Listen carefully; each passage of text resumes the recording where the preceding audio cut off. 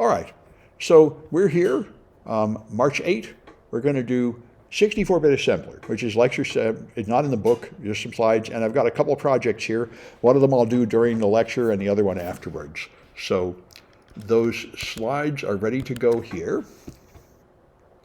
And I've got my private cloud machine available here. I've just got a headless Debian server, which is all we're going to need. I don't need any graphics or anything, and so I'll be demonstrating stuff on there. So let's go to the slides, and let me make them a reasonable size. All right. All right, that should do it. So, all right, so here's the 64-bit registers. Remember, we've done a lot with the 32-bit registers like EAX and EBX and ESP and EBP for the top and bottom of the stack frame and EIP for the instruction pointer. But in 64 bits,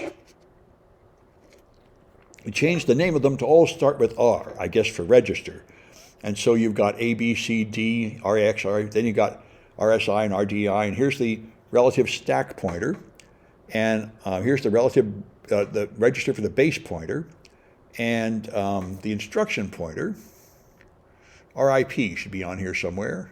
I'm not seeing it somehow, but there is an RIP, is the instruction pointer.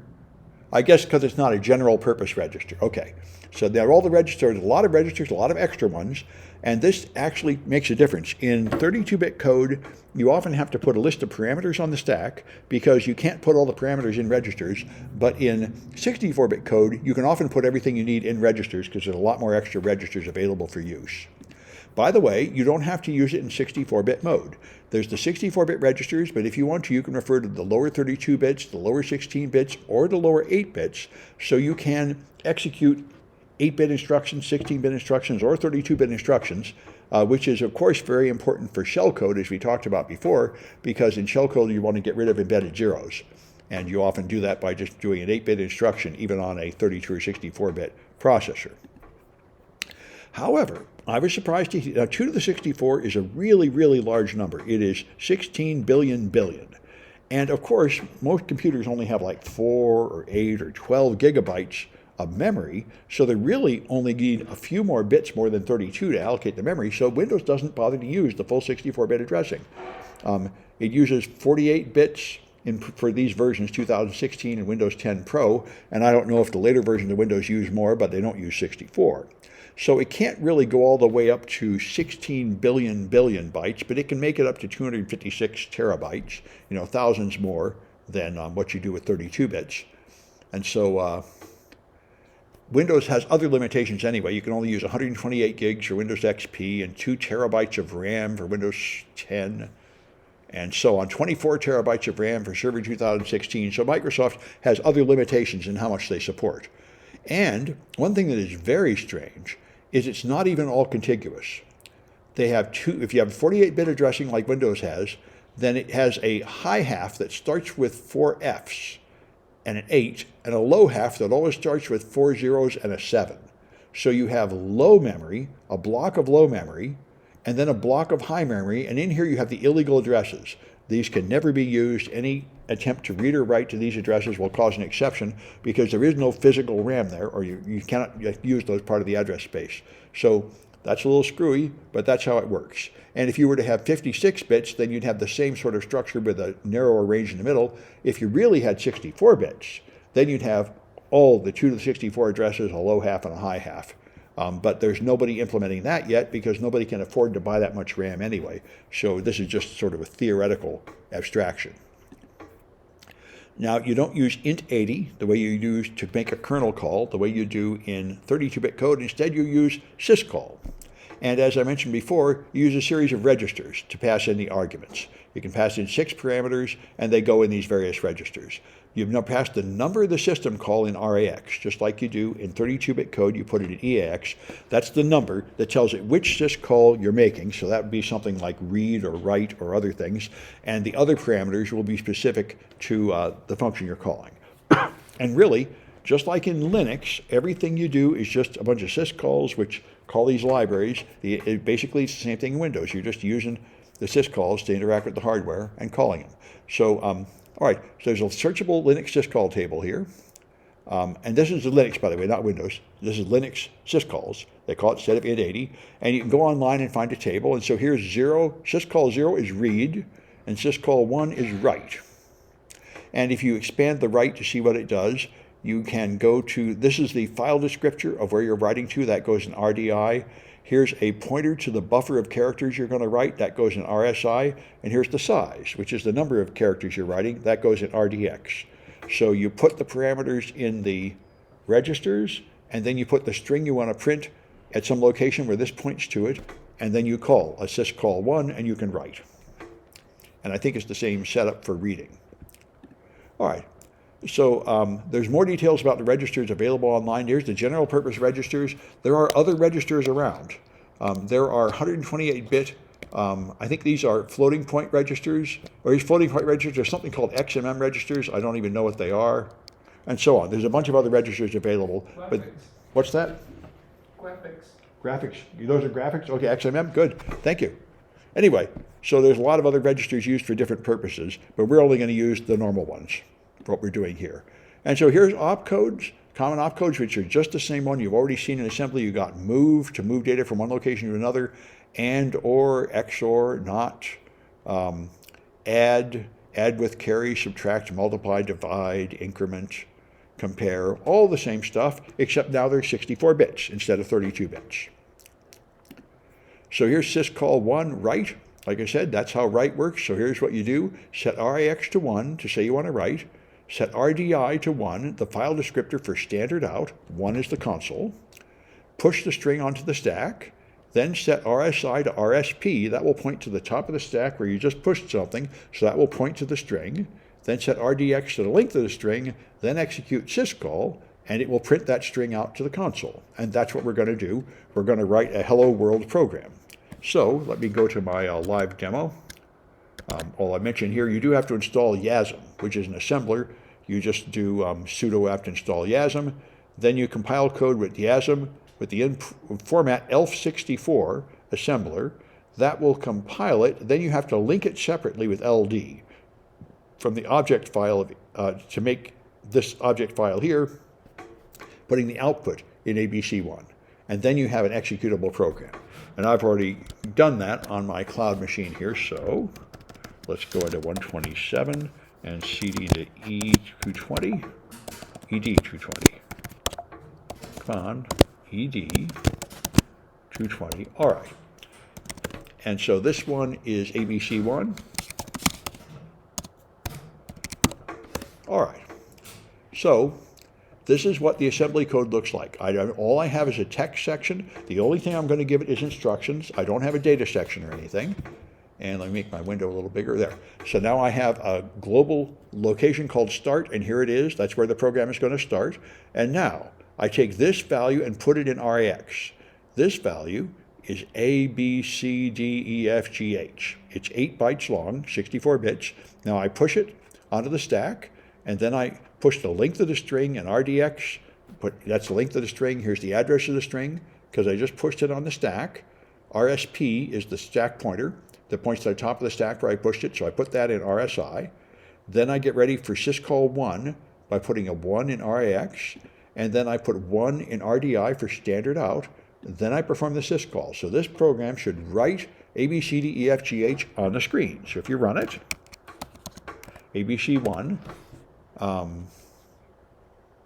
well, that's disturbing. Let me see. I have the out. Oh, it's called out. Well, that's rude. Okay. ABC1.out. Okay. I don't know why it had an out in there, but anyway, that'll do. There it is. So now it prints the letters backwards, and then it crashes with a segmentation fault. Now, the backwards, you probably understand from what we've done in this course before, because Intel is little endian. These bytes are put in order, and then they come out reversed. We've gotten used to this. You'd have to put them in reverse order if you want them to come out the right way. And the segmentation fault is because when the program was done with this syscall, it didn't do any kind of orderly exit. It just stopped and did not properly return to the operating system. So that's a segmentation fault. So the first thing you can do to improve this is put in an exit. That's abc2.assemble. All right, so here I do exactly the same thing, and then I do syscall 3c. There's no parameters. 3c is exit. So I put that in RIX and do a syscall. So now it's going to print this stuff backwards again, because I didn't fix that yet. And then it's going to just call exit. So if I run that one, abc2.out, that prints the letters and stops. I didn't give it a carriage return or anything, so it does sort of run on the same line as the next prompt, but it doesn't give a segmentation fault anymore because it does an exit. All right, now let's take a look at the next one, which is abc3, I think. Yep, .a. All right, so now I'm just going to fix the order. I'm just going to put these bytes in the other order. A, B, C, D, E, F, Registe. So now if I do abc1, abc3.out, now I get the letters in order, and I don't crash. So that's 3 versions of like Hello World that just print something on the screen to show how I can do the simplest thing, call a write and call an exit. So now we've done a little bit of assembly code. All right. Now we're going to do a data section. This is hello.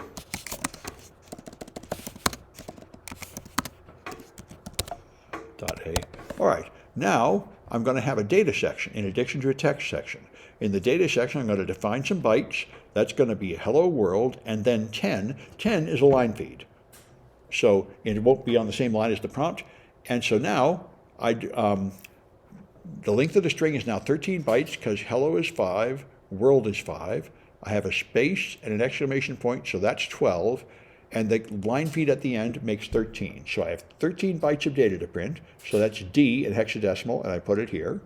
Then I move into here, the pointer to the string, and that's just going to be dword string 1. Up here, when I defined a data section, I define a pointer to the location of this, wherever it is in the data section, which the assembler and the loader will set up, and this will give me a pointer to that. So I put that in SI. Now I put 1 for syscall write and 1 for standard output, and do the syscall, and then do an exit like we did before. So this one is hello.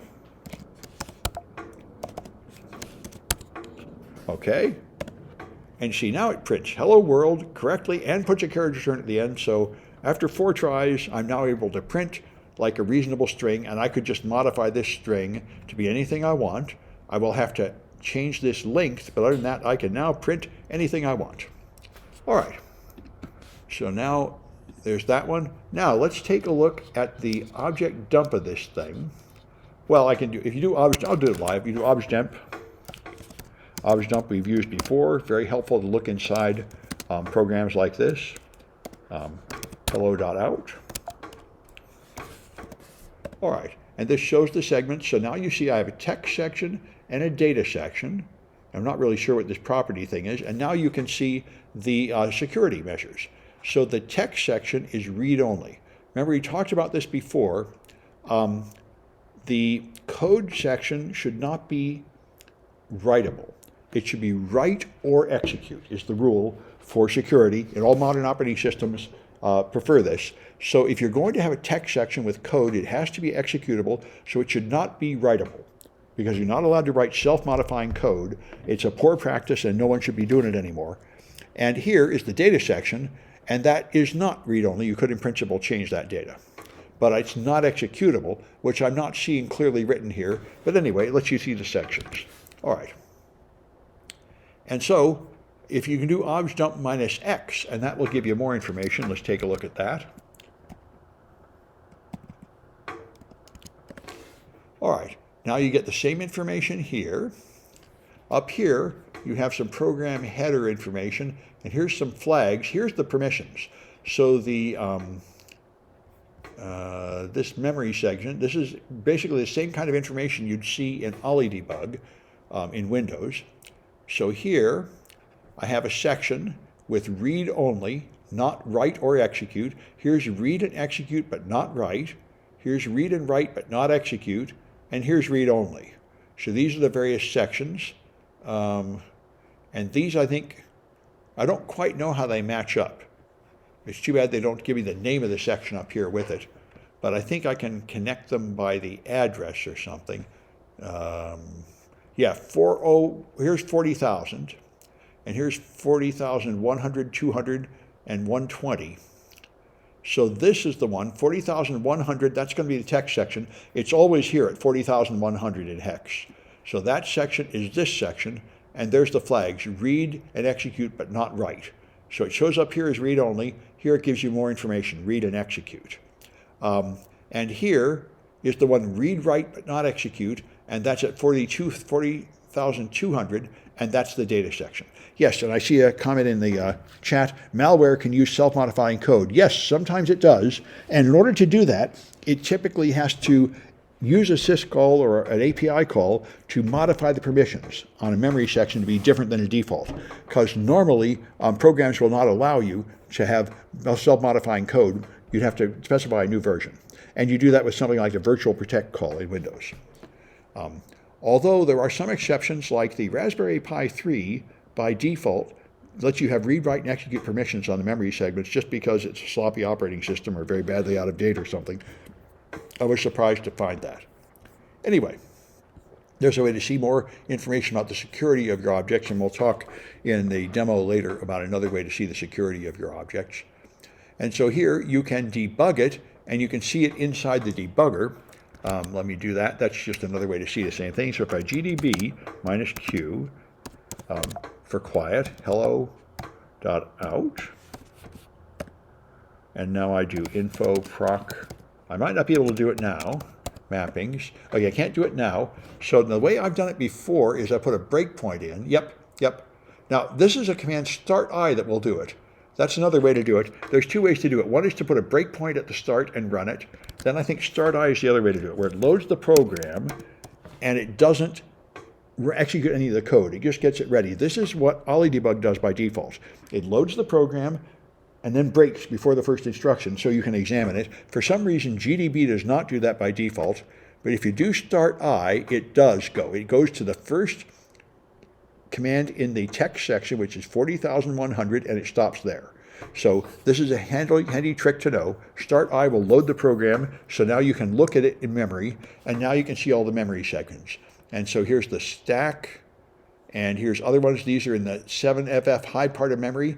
Here's this stuff in the low part of memory, and that's the text section and the data section, although it doesn't tell you that here. That's actually, where am I seeing? I wonder why I'm not seeing 40,100. That part, oh, here, this start and end address. Okay, so the 40,100 is here, and that is the text section. And 40,200 is down here. 40,200, 402,000 to 403,000 is where the data goes. And for some reason, it always does this. The first page, first 1,000 in hex bytes is used for something else like header information, and the code starts at 40,100 in this first section. Anyway, so now you can, this is the memory usage that you see inside the debugger. All right. And when I did it before, it did separated the 40,000 to 4,100 and the 41 to the 402. So I'm getting a slightly different result now, which probably has something to do with a different version of Debian or something, or a different version of the debugger, or the compiler or the loader. So I used to see three sections. Now these two are combined into one section, and I'm not really sure what that means. You can see the ELF header right here in the start. This is the word ELF. And then you see some data, so it's header information. And if you change it to strings, you can see the word ELF. There was a Wireshark project people were doing where they were trying to find a Linux executable that was transmitted over HTTP. And when you look at it in raw text, you'll see ELF at the start of it. That's a header you can help identify Windows executable link format. All right, and so you have text and data sections. You can disassemble start, and you'll see the code at the start, and then you can examine the data section as characters, and here you'll see the printable characters, hello. So you can see the structure of the program in memory, just the same as it's been in our 32-bit code. And if you do info registers, you see all the registers. There's a lot of them. And someplace in here, here's the RIP, pointing to 40,100, right where the program starts, at start. And here's the base pointer and the stack pointer, showing where you are. I'm a little bothered by the base pointer being 0, but anyway, we'll cross that bridge when we get to it. All right, and so now we can use read. So we've got another program called read.asm. Let me try this. So if I cat read.asm. All right, so now I'm going to do a read. Syscall 0 is read. So I'm going to have a data section up here. Let me make my window a little taller so I don't have it scrolling off the screen. All right, so I have a data section, and I have a string, and I defined it to have 11 characters here just to fill the space. So I just put in random characters up to 11 characters. Now I set the length of the thing I'm going to read to 10 bytes, and I passed the pointer to where I want to put the data, and do syscall 0 to read, and standard in is 0. So now it'll read from the keyboard and put it in this string, up to 10 characters. So it'll read characters and put them in the string, and down here I just have the code we did before, which is going to print that string out. So this will read data from the user, and then echo it back, and then exit normally. So we created an implementation of the Linux command echo, a very simple one. So this is read.out. Okay, so if I run it and I give it hello, it replies hello, and then carriage return, and then bbcc. So it prints out extra characters at the end because I didn't terminate it in any way here. I didn't put in anything. And by the way, I printed 10 bytes, even though I read 10 bytes. And when I read the 10 bytes, I read 5 bytes, and then I read the carriage return from the user. And it echoed back the hello and the carriage return. So that's 6 bytes. So that's the 4 A's and the first 2 B's. It turned this B into a carriage return, and then on the next line it's going to have BBCC, and it didn't print the X because I told it to only print 10 characters. So I filled in these bytes.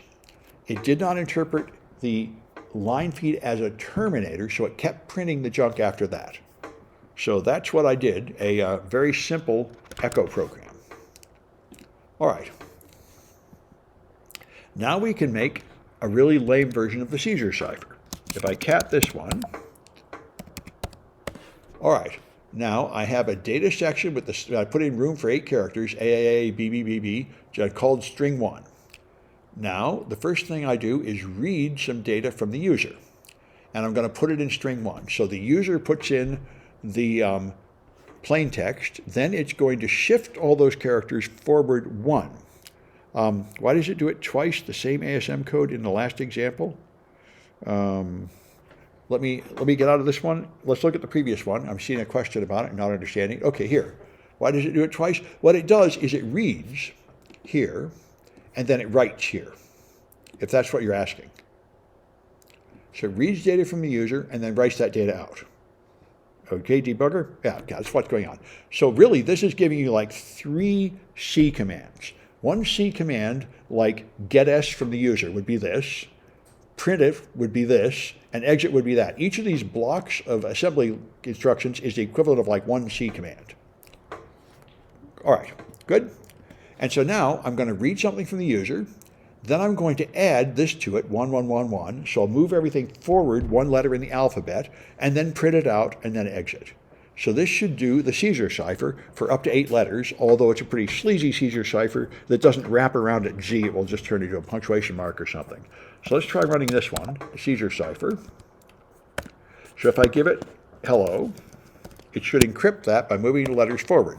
So the H turns to I, the E turns to F, the L turns to M, but the O stays the same. Now that is rude. Why did that happen?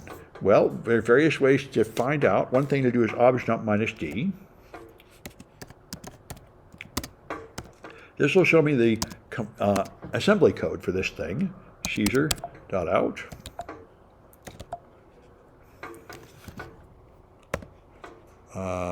Out. Okay, and so here's the start.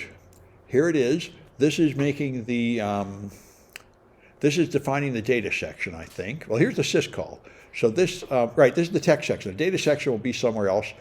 So here I'm getting the zero, moving zero. Notice it's got the other kind of assembly code here, where it's moving left to right. It's giving me like Intel instead of AT&T or something. But anyway, this is syscall 0, which is read. Then this is going to be the syscall write. Notice this is the part that moved everything forward. And it's only adding 10, 10, 10, 1, 1, 1, 1 to it. It's only adding 4 bytes. So this is a 32-bit add, not a 64-bit add. And this is pretty horrible. When I compiled it, there was no error message or anything, but it didn't create the code I asked for. The code I asked for was this. I asked for that. Add this 64-bit immediate value to the register. But what I got was this. It added a 32-bit value to the register, which is why it only changed 4 of the letters, not all 8. And the reason that happens is because of a gotcha.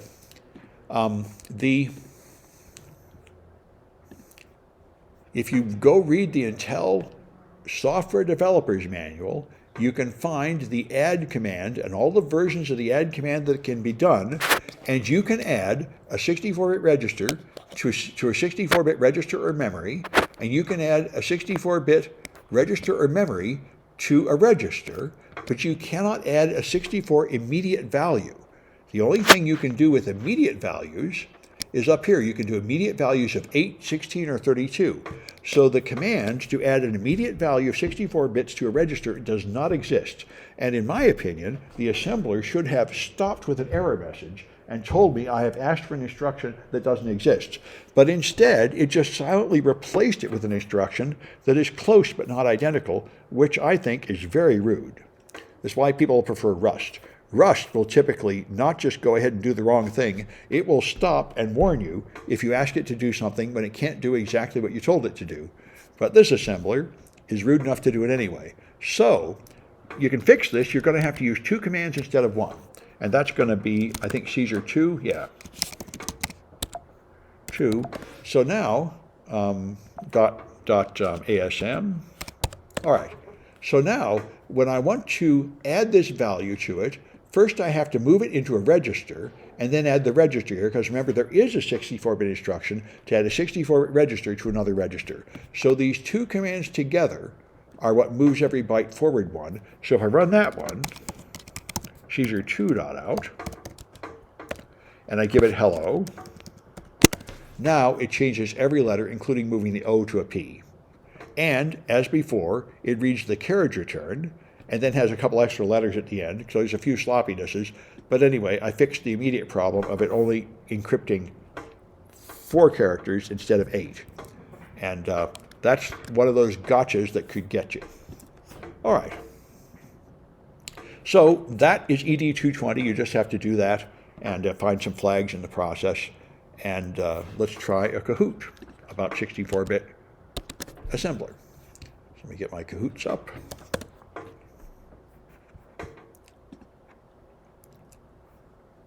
Google. All right.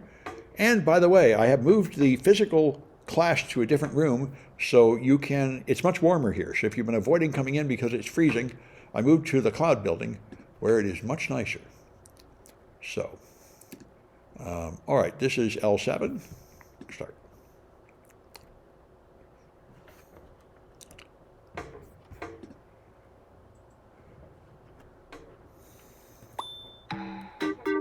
All right.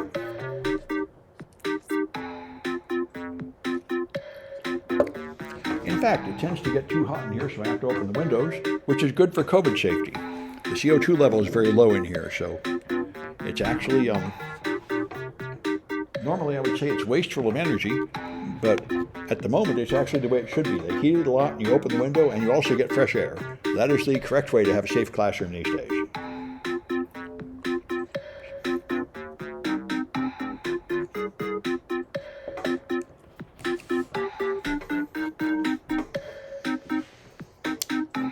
CDEF, there you go.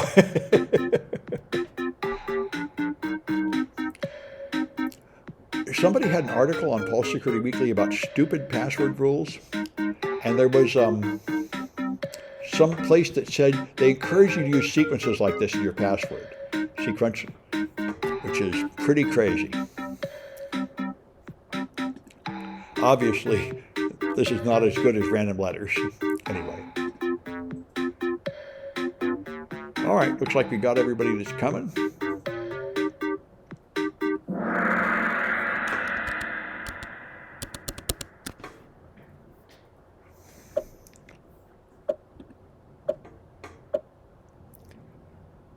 All right, how many bits in AL?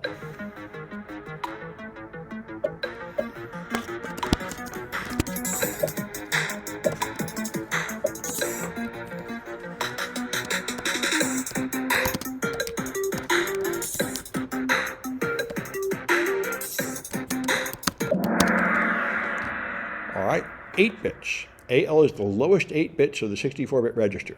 Kind of crazy, but that's what it is. All right.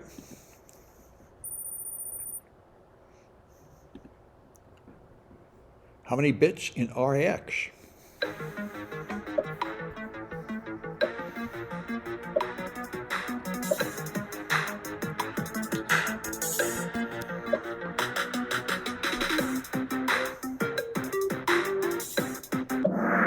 That's the full 64-bit register. Good, everybody. A lot of people getting that one right. All right.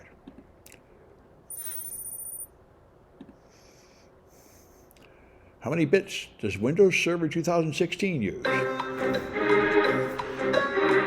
addressing?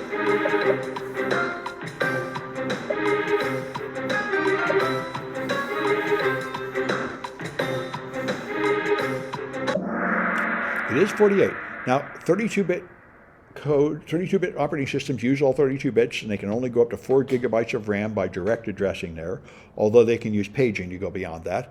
And an ideal 64-bit machine would use all 64 bits, but the current generation only uses 48 bits because there's no real need to go beyond that for any amount of RAM anybody can afford to buy right now.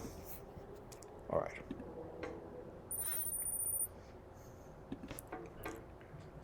All right.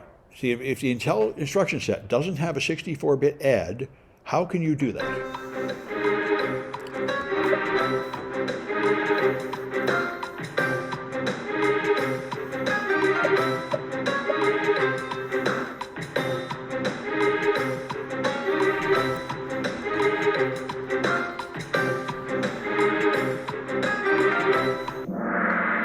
All right, use 2 commands. If you don't have the commands you need, you use 2 commands to add, or more, and 2 is all it takes for that one.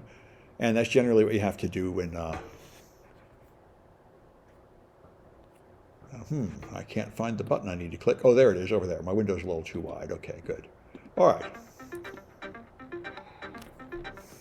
All right, I'll record these winners. Sid.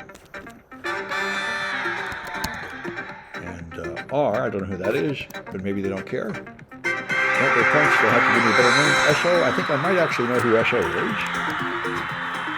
me just check. Yes, I've seen SO before. And, well, it doesn't mean maybe I never knew who SO is and they've just won before. Looks like I do not have a record of who SO is. So if SO and R want their points, they'll have to come out of the closet and tell me who they are. Anyway, let me stop this recording.